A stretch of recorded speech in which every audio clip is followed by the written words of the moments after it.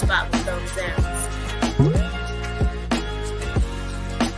I wasn't supposed to still be on the screen. Peace out, y'all. Hey, but I'm on the screen. Hey, welcome to another episode of Acting for Beginners Live with the girl Danny Guevara, CEO and founder of Acting for Beginners. So if you see Acting for Beginners anywhere and my name is not attached, please let me know. All right, so if you are watching and if you're watching the replay, if you're just watching with us right now, go ahead and share this video. Go ahead and like it. Go ahead and comment below. If you want me to see who I'm talking to in the comments, please give us permission to see who I'm talking to. The link should be on the page somewhere to do that. All right, so we have a great show for you today.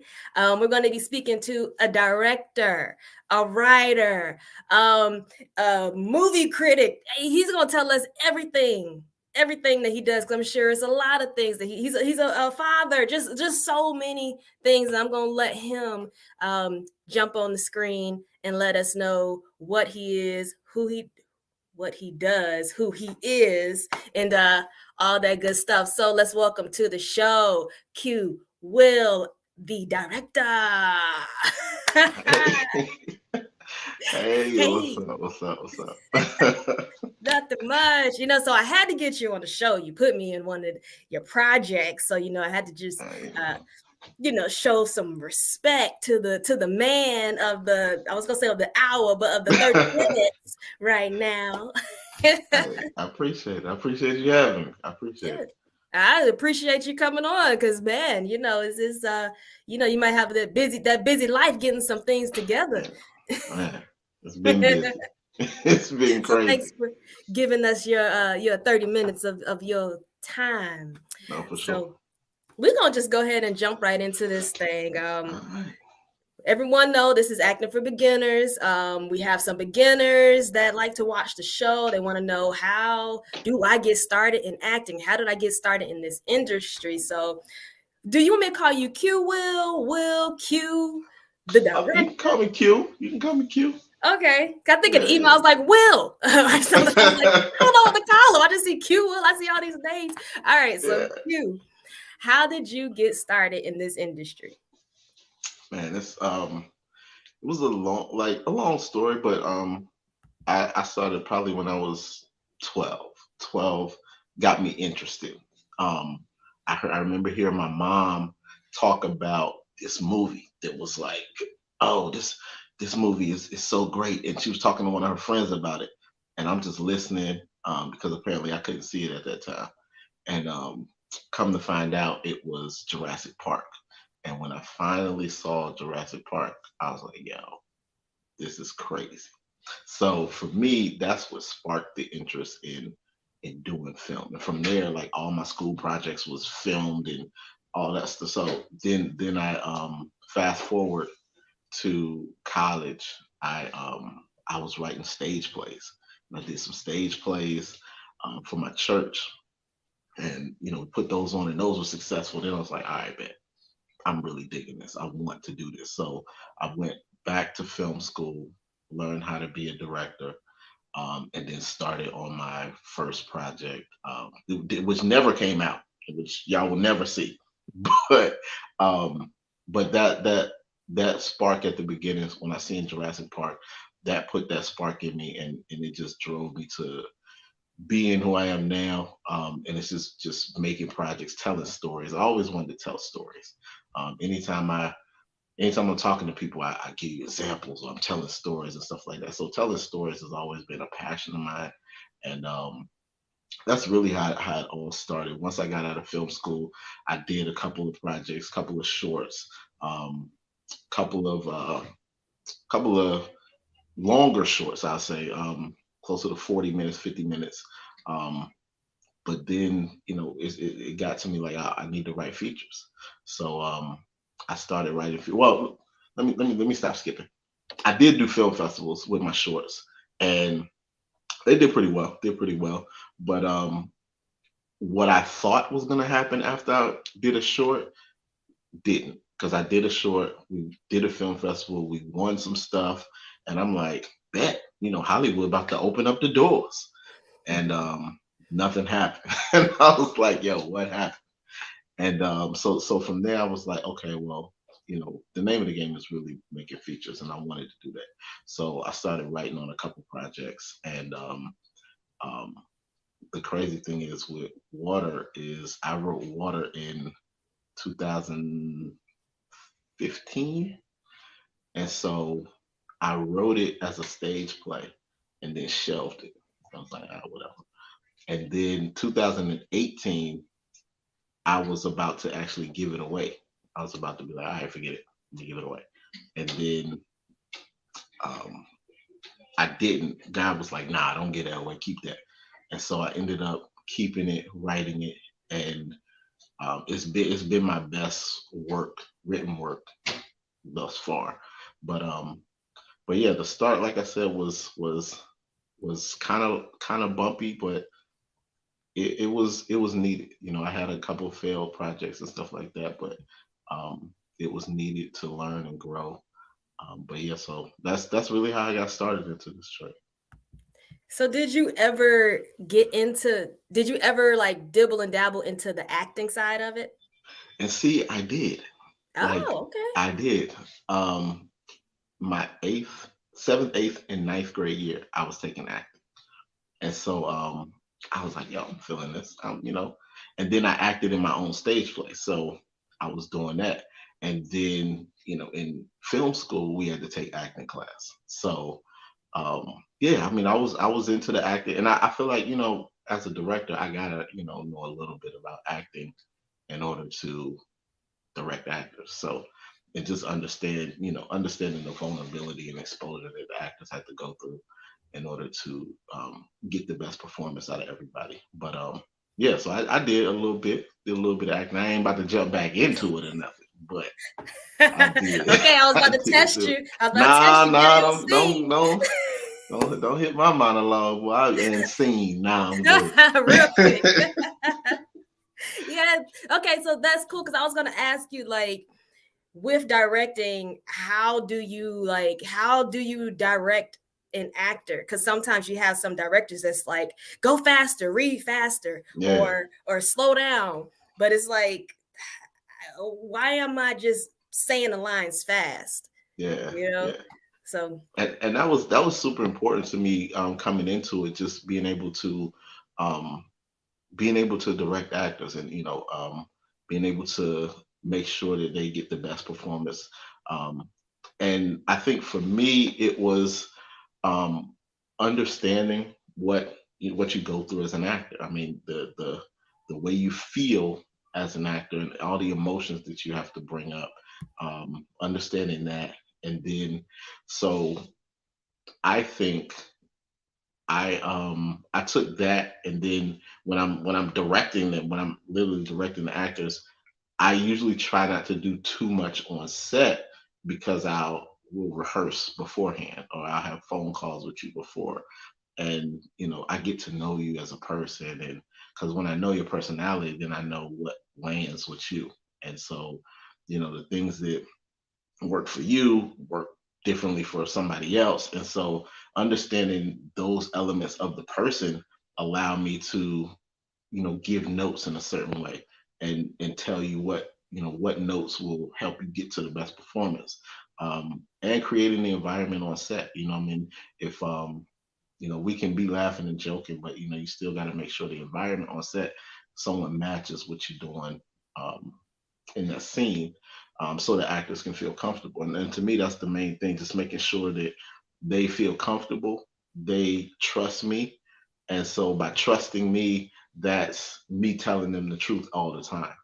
Like, if I don't like it, I don't like it. Like, all right, nah, I'm not feeling that one. We're going to run this back. Like, so, because I know a lot of directors that will do, they'll say, oh, great take. All right, let's do it again. That's a mixed message. You know what I mean? Like, like, I did great, but we're doing it again. Why?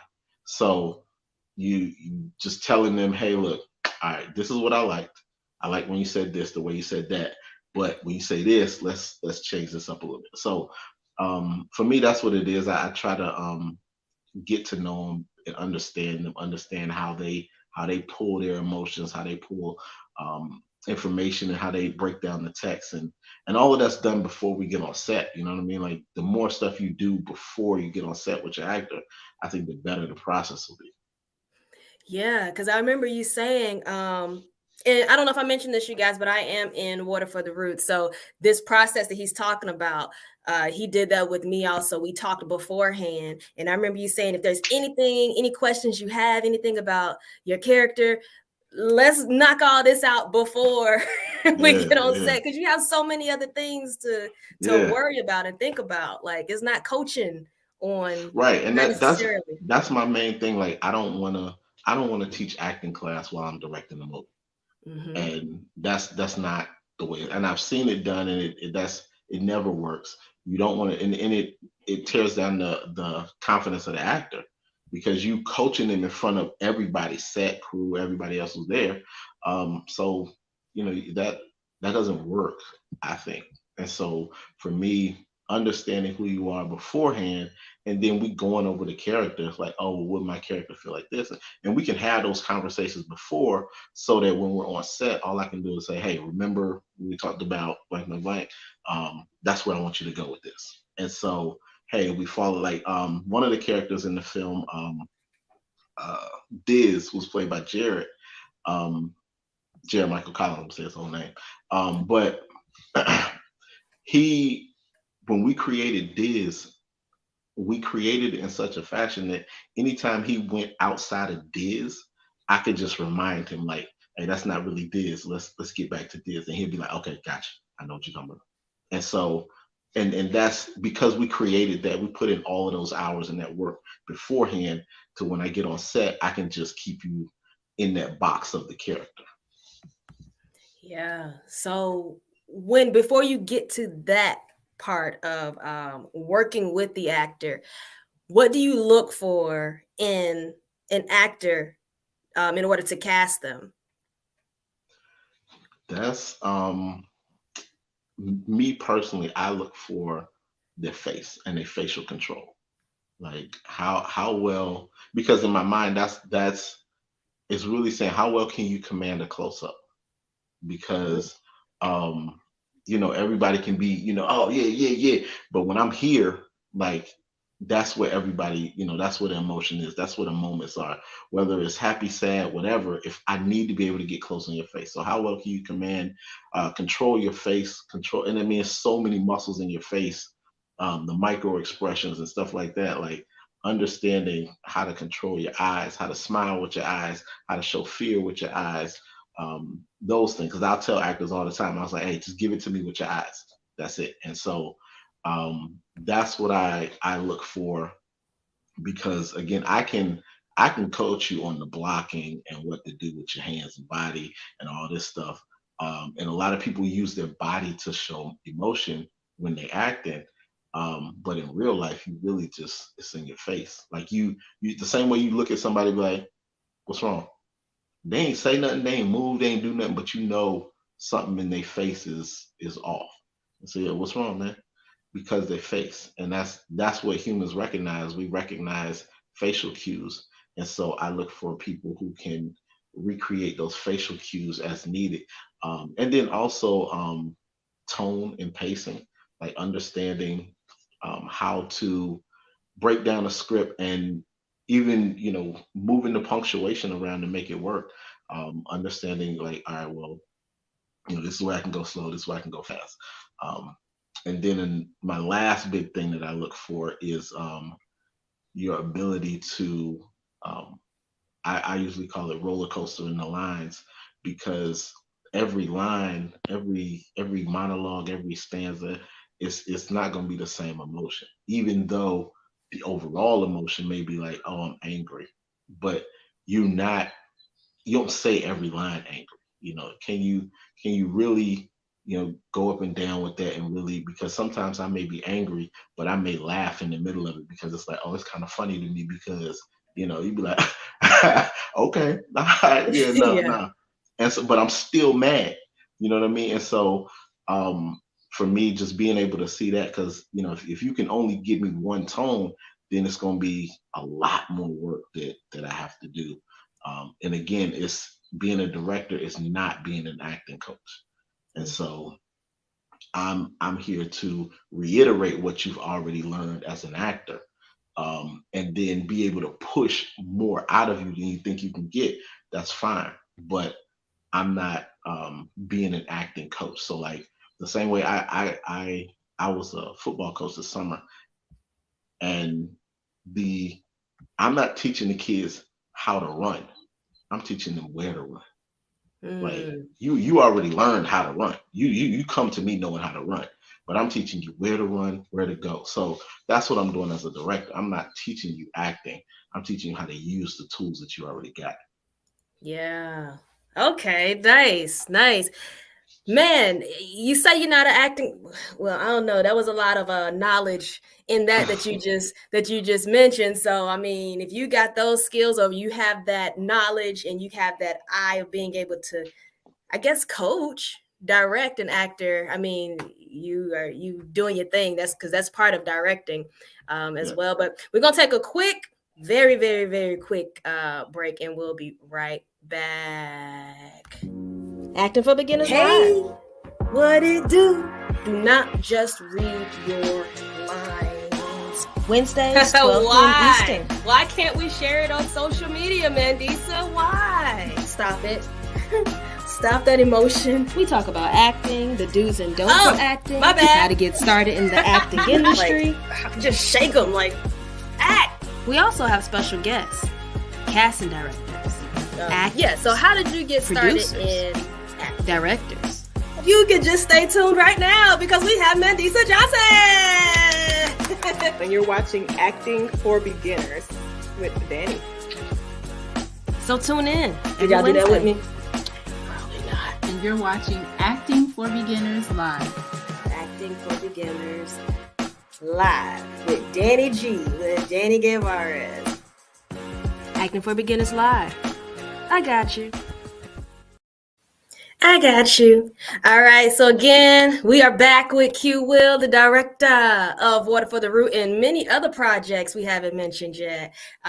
We know that he's a director, dibbled and dabbled into some acting. But I've also noticed that you are somewhat of a movie critic as well. Hey. I do my little thing, you know. I know. I was like, oh, that's what he thought about. Okay, let me go ahead and check it out then. Yeah. So I'm going to put some movie posters up and just from, I guess, give it a A through F. You could say why if you would like, or we could just kind of keep it moving. Okay. We don't want to hurt no one's feelings. All right, here we go. First one. Oh, that's my joint. That was so good. That's an easy A plus. That joint was so good. And it took a second to get your ear used to it because they was in the original Shakespeare language, and so it took a second for your ear to get used to it. But then once you understood it, it was moving, and Denzel was great. Joel Cohen directed it, and he did an amazing job. Like I think it's gonna win for cinematography. And then if Denzel don't win, I don't know what they're looking at. But that joint was great. A plus all the way. A plus. All right. So you mentioned Denzel. Here we go. Okay. You said A plus for that one. I had a hard time because I gotta read the Hebrew, the Bible a little bit more to understand the you know. Yeah, it was a lot of that. It was a lot of that. Yeah, I was like, ooh. All right. So you mentioned Denzel. What about this one? Okay. See, Zell as a director, that's my man's in them. So as a director, I feel like he's a dialogue director. And so the same way he did with Fences, if he's not gonna do too much with the camera, he's gonna focus on what the people are saying, their emotions. And I felt like it was just a little bit too much for Michael B. You know, it was just a little bit too much for him. And so I think the script got away from it a little. I can tell, you know, Zell was trying to push it out of him, but it got a little away from him. And then I just didn't feel the connection between the two. It didn't give me that love in basketball, that Love Jones. Like, I didn't feel that connection. So I feel like that one was like a C, rolling C minus-ish. Ooh, okay. Yeah, well, You said that it was monologue heavy, so or dialogue heavy. Do you think Denzel's son would have did? I know he's pretty good with the monologues. Could you have seen him in that, or I think he could. I think he could have done a good job. yeah? I think he. I think he'd have done better than Michael. I think he'd have done better than Michael. I think, Michael, don't hold this against us now. We still yeah, wanna, no, man. I mean, you still my guy. But like, I think Michael is an action actor. I think he needs to lean into that. I think he needs to be, on that Tom Cruise route and go that route with his. But I think for this one, I said like it would be like a Lakeith Stansfield and Lupita, and I think we would have felt that better. Oh yeah, that would have been dope. I didn't see it, so I'll when I watch it, I'll let you know. You gotta check it out. Yeah. All right, here we go with this one. Oh, that's the joint.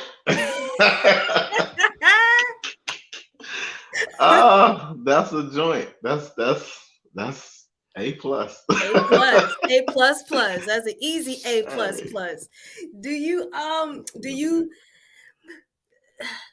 are you nervous? Like, okay, let's say a movie critic were to like, do you get those nerves? Like, cause you do that, you know what I'm saying? Right, so it's right. like that karma. Yeah. Oh, look, people have already hit me like, yo, I'm gonna rate your movie. And I'm like, okay, all right. Yeah. I mean, I feel it. I do. And I felt the same pressure from a while ago. I used to do this show, which I might bring back, but it was a show called Cut with Scissors. And I would just do kind of like what you're doing, but it'd be beginning tips for directors and editors. And so, yeah, I mean, and from there, like I felt the pressure. I was like, yo, my next project, people gonna be having eyes on this joint. So I feel the pressure every day. Look, every time a ticket sells, I'd be like, oh my God, that's another face, another person. So yeah, it's pressure. But I'm okay. I'm welcoming it. Like whatever. Like to me, even if you be like, nah, that film was like a D, I'm like, all right, well, there's some Hollywood D films too, so whatever. Hey, exactly. So we're gonna let the viewers get a taste of what we're talking about right here. We got the Water for the Root trailer. Check it out. I mean, you ever think we did too much bad stuff to pray? Down on your knees now! No! Morning gonna come whether you pray or not.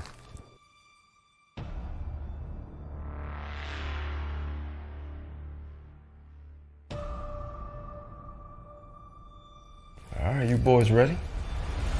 Ain't no turning back from this. I mean, how many times have I brought up the idea of you going back to school? Man, those things cost money, all right? Money I don't have. I mean, nobody's gonna give me a loan. I mean, I'm just saying, hypothetically speaking, if I need to get some quick cash, could you help me out? No, I'm not saying no. But Joe, didn't you just get a loan from the bank? I'll let you cut me in. But I want half. Come on, Dante, half, man. I said half, nigga. Did I stutter? You gonna steal from me? I don't know. This is day one. We gotta be all in this together. So whatever this is between you two, you need to kill it. We had a plan, okay? It wasn't my fault. I don't see we on the news. That's just you. They looking for you. I know! My granny watched these streets take all her children. She buried all of them. I need Harrison Avenue blocks 10 through 14 clear between 7 and 7:18. Makes you think I can close down a city block. Thought this wasn't your style. Oh. Things change. Stakes change.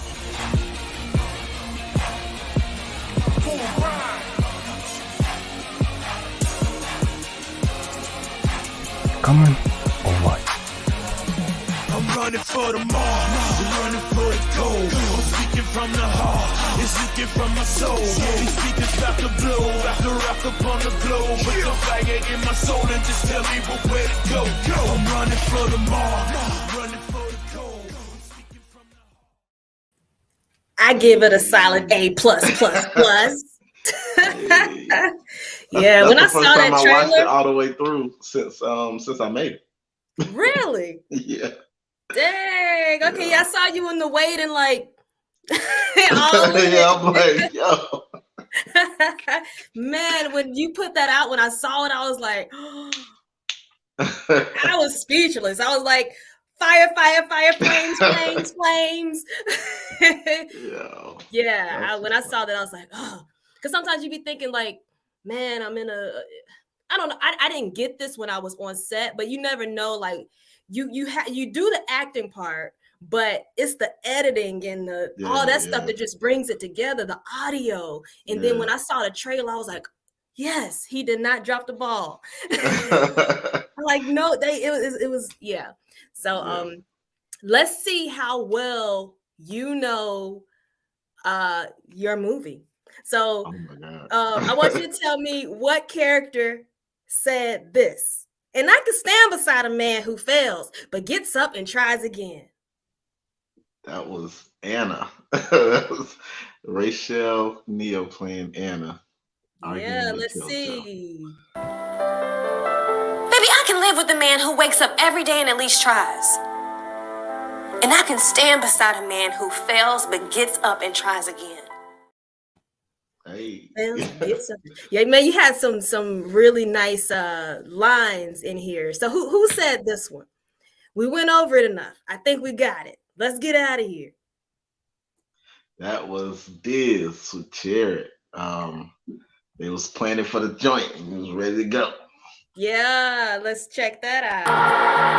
We went over enough. I think we got it. Let's get out of here. All right. And then last but definitely not least, I don't see we on the news. That's just you. That's looking for you. That's the homie Danny G. Hey. Oh, man. That was good. That was, man, I'm telling you, that's gonna be the best scene.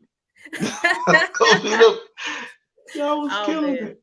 I'm excited for it. I wouldn't show that part, but y'all got to come to the movie premiere and check it out. See the whole thing.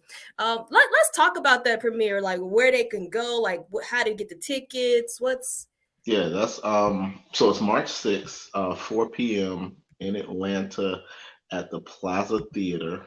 The tickets are on sale. You can go to my Instagram, the link in the bio. You can Google Water for the Root, and it's the first thing to pop up. Eventbrite, Water for the Root.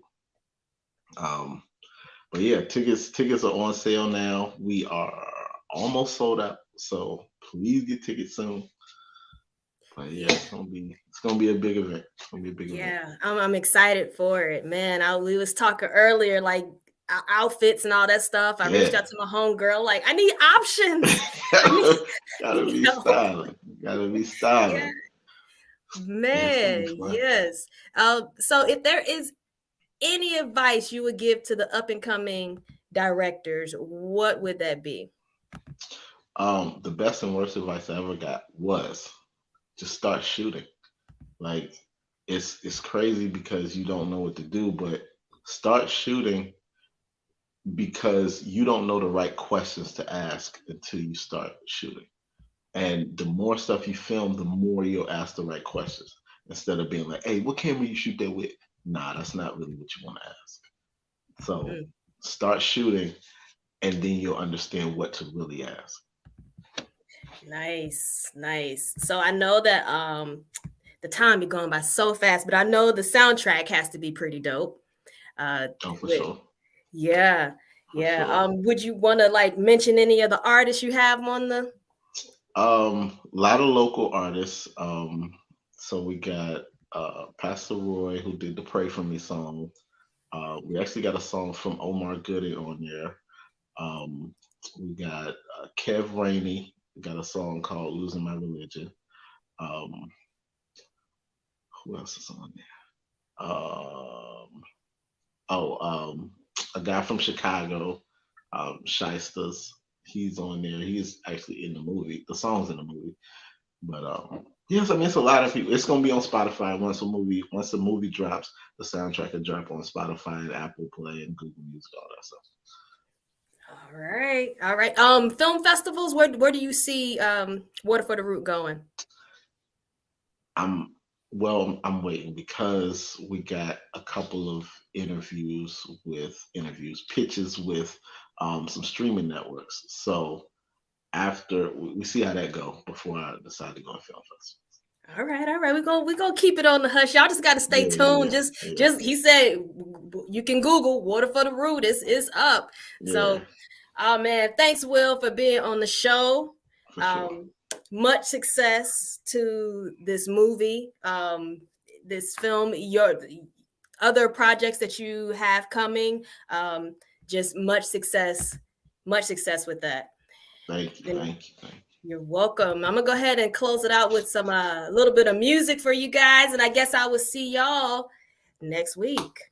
I mean, you ever think we did too much bad stuff to pray? How about just pray for me?